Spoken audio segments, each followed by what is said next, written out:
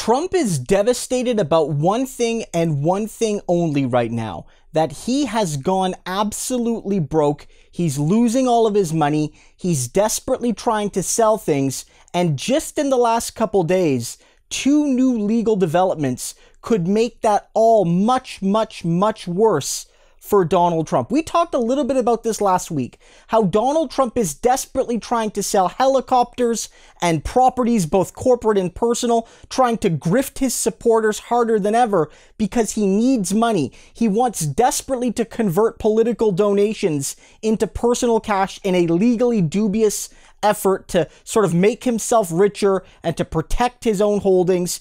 And he's trying to get rid of anything he can to keep his luxurious lifestyle and, crucially, pay his lawyers in all of the cases coming up against him. But there were 2 specific cases this week that could put Trump in the absolute poorhouse. First, the Capitol Hill police are suing him yet again. We've already talked a little bit about this. This isn't the first case by those police against Trump, but this is the broadest one, and this one carries the most evidence. And as legal experts have noted, just because only 1 or 2 Capitol Hill police officers are suing Trump right now, just because it's not necessarily yet a class action suit against Donald Trump, findings against him could snowball very quickly. That even if Trump doesn't lose these cases, he's going to have to spend millions in legal fees. But if he does, and each officer that is suing him now is entitled to a couple $1 million,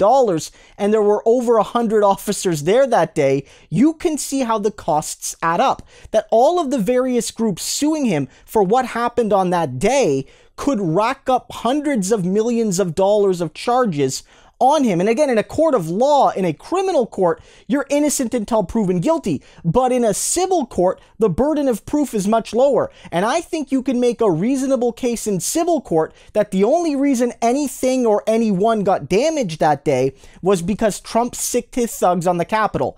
In a criminal court, it's hard to prove incitement. In a civil court, much easier. But also dropping over the last couple days was news out of Wisconsin, where there is a formal effort to make Donald Trump pay for the legal fees personally of the state of Wisconsin. That when Trump and his crazy lawyers like Lin Wood and Sidney Powell and Jenna Ellis and Rudy Giuliani brought all of these fraudulent lawsuits against these states, not just Wisconsin, but Arizona and Georgia and Pennsylvania and Michigan, a whole bunch of others, that Donald Trump needs to personally pay.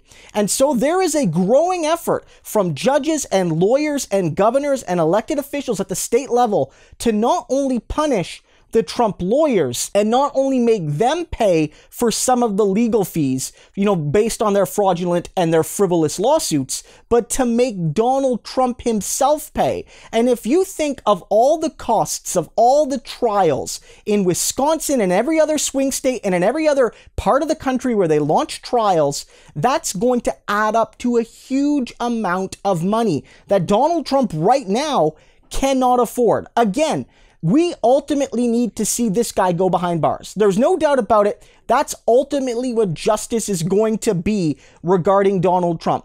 But him losing all of his money and him having to basically be bled slowly dry by all of these legal challenges, corporate, civil, and criminal, is a small modicum of justice. Because again, Trump loves one thing and one thing only, or maybe 2 things: himself and his money.